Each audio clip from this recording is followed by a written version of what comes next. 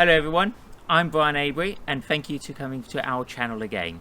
So today is 2021, it's September the 11th, and what I want to talk to you about today is the next part of our sort of beekeeping story. Come back to the philosophy of what we're trying to do. We're trying to do beekeeping. I'm not saying entirely natural, that means we never inspect, but what I want to do is do some things as to disturb the bees relatively less than maybe some beekeepers would do. Now that's just my personal philosophy. I don't have anything wrong with what other people choose to do, but what it does still mean is I still do regular inspections. I do still check for the bees' health. I will still do some testing for varroa if I need to do some treatment. So I won't do treatments as a matter of course to use chemicals, but that's just a general philosophy. That's what I do in my allotments, on my fruit trees, on my vegetables. I don't just spray for the sake of it. So why would I do any different with my bees, which are just in the hives just behind me that you can see here? So as part of that journey and a bit about learning a bit about bees, I'm trying to bring in a bit of technology. So one of the things I've done quite a bit of research, and this is going to be a video about this new venture that we're going to do into learning a bit about technology, and from that use of technology, what can we actually learn about our bees. Now, one of the things I'm also a believer in is about crowd science, letting others learn more to help you, or at least to help somebody else in whatever we do. So what I've actually signed up to do, and I've got here, I've had a delivery, I've just opened up the box but I haven't had a peek inside yet, is actually I've signed up to Broodminder. That's broodminder.com. I'll put a link in here. They do have their own sort of channels on various social media if you wish to follow them and learn a bit more about what they can do. Broodminder are actually based in the US, and what they are there is as a crowd science sort of first and foremost, which is to get beekeepers around the world to share the data about their hives and what they actually have on there. The good thing about it is that it's anonymized, so nobody would be able to click on any sort of details about a particular hive and know exactly where it is. So for instance, if you were, once these are all live on my side, and I will put a link so you guys can also go on. You don't have to be signed up to Broodminder to be able to sort of look at the data that is actually on there, because it's crowd science. It's free and open to all. Universities look at the data, as well as other institutions and just professional beekeepers. But one of the key things is, if you're looking at my beehives when they're actually sort of live on the system, what you will find is it will say that it's in Harpenden. So you won't know that's Harpenden, Hertfordshire. That's the town that I live in here in the UK, and that will just, so it won't be precise down to exactly which area you are, so it can identify where your bees are, particularly if you've got them in out apiaries or bee yards, which aren't going to be sort of supervised or like ours in a home garden, so our home apiary. So we're not going to have potentially vandals, which might happen elsewhere. So what I've actually done, if I just open up the box, first of all, what Broodminder have done is a number of things to help with this science. And what they're doing is continually developing the technology that they have there, and they've aligned with various people. For instance, there are Lorenzo, and who's actually their distributor here in the UK, or in Europe, and he's actually based in France. And he's a very technical chap as well. He's also a beekeeper in his own right. And his business, I'll just bring up, is Mellifera. So I will put again a link to Lorenzo's site, and that's if you're in Europe, that's where you would actually buy the Broodminder stuff. You don't buy it directly from Broodminder in the US. Also, it means because Lorenzo's got the stock, you don't have to wait for the delivery as well quite so long. So what they've got sensors that will go inside your hives, and this is what's great, because these are you potentially sort of 10 seconds. It can send out a ping, and you can get a recording of that. You can also, if you wish to say, well, actually I just want it every once, let's say later on in an hour, you don't need it every sort of few seconds, it can also do that. So you can actually save on battery power, and the batteries in these sensors, they claim, if you go into that energy saver mode, what that does mean is that you can actually the batteries can last up to 5 years is what they estimate. If you have it on in the regular thing, they're reckoning it's about a year to 18 months that you might need to change your sensors. So personally, I'm going to go into energy saver mode. I do not need to do this.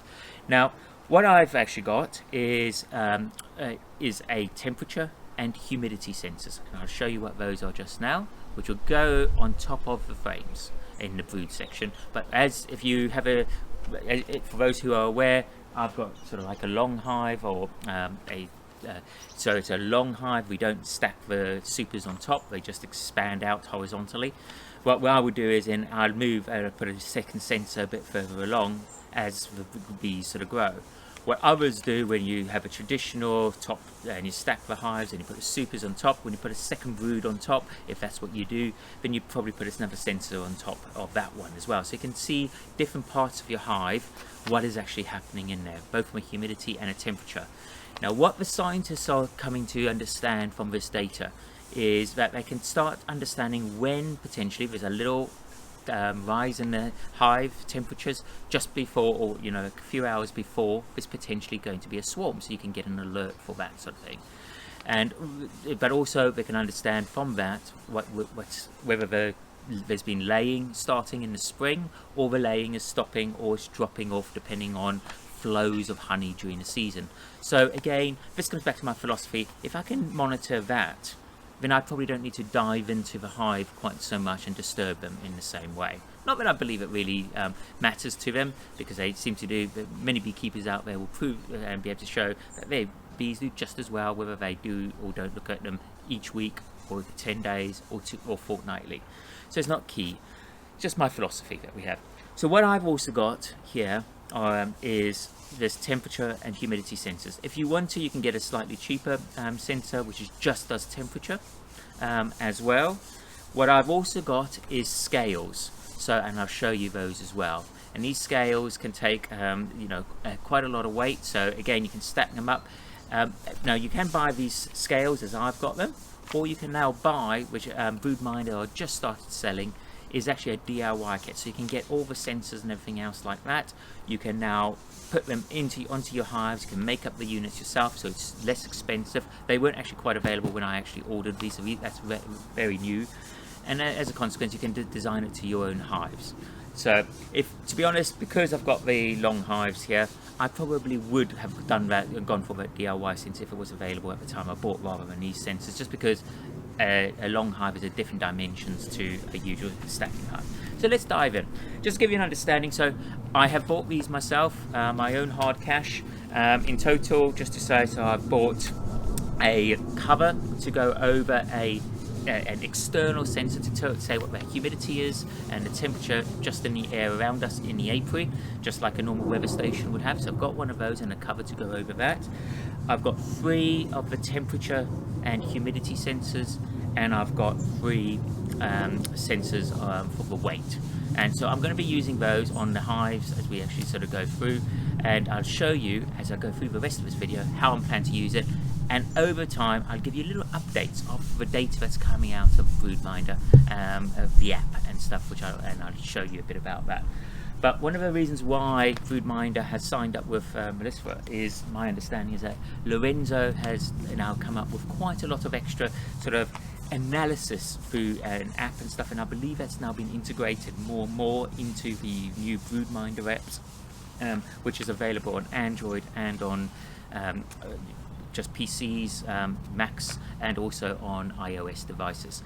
So you could actually have a look at those, but this data is now coming in, so you can actually monitor, and you can tell almost when flows are starting and when they are coming off, just because the weight changes and things, and temperature changes, and the humidity, as they're bringing in new nectar, they've got to evaporate that so that you can get it down to that 17% or less water threshold, so the humidity sort of rises in the hive. So it's very clever what they are trying to do. So let's dive in and actually have a look at what they actually have.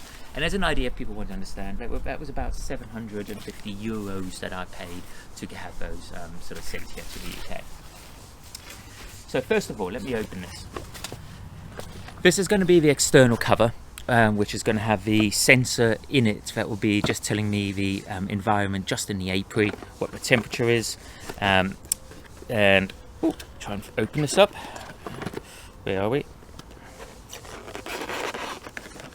Well, I certainly made it well. So it's just a plastic sensor. That'll be in there. Just be some screws by the looks of it. Yes, they are. And what this is just a plastic hole. You can put it onto a post or something, but don't put it out in full sun.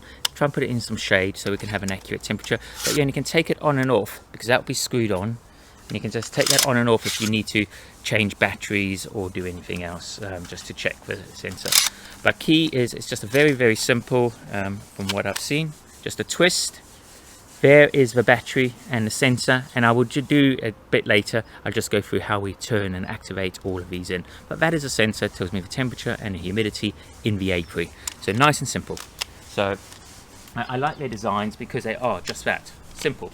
Even somebody like me can actually use these. So that's one.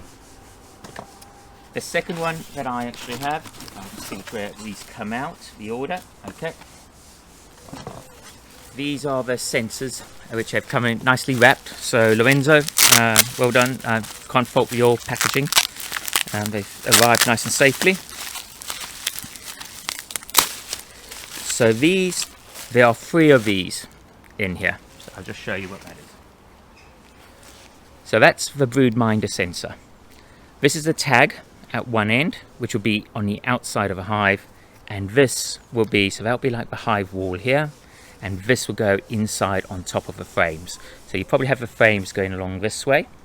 So then you put that on top of the frames, probably having it on the side if it was on a traditional up-down Langstroth, British National or the equivalents.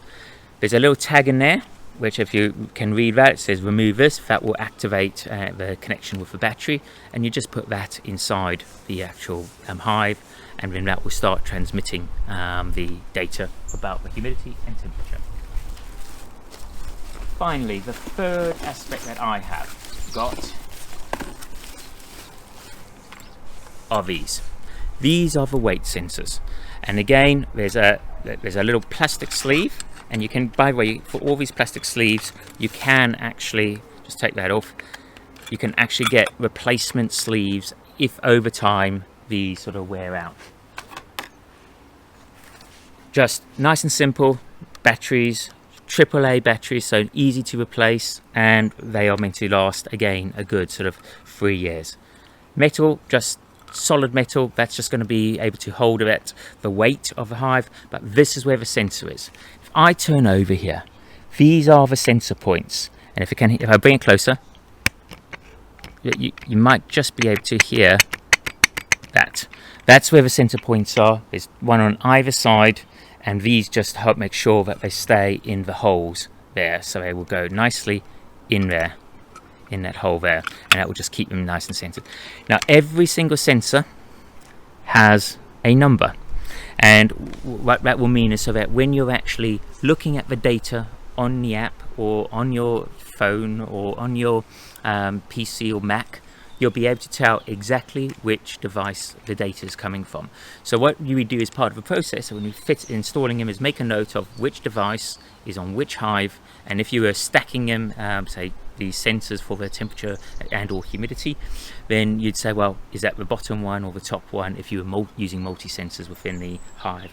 But it's very simple. These all used to be different batteries, but now they are getting using these sort of like as much as possible, as big powers as possible, so that the batteries last as possible. But key thing, if I was just to say here, is, so it gives it, what we're saying is they're going to have rich amounts of information.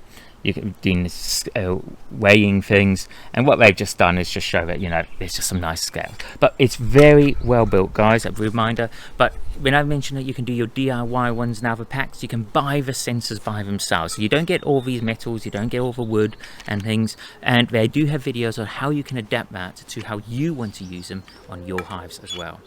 So very good having these.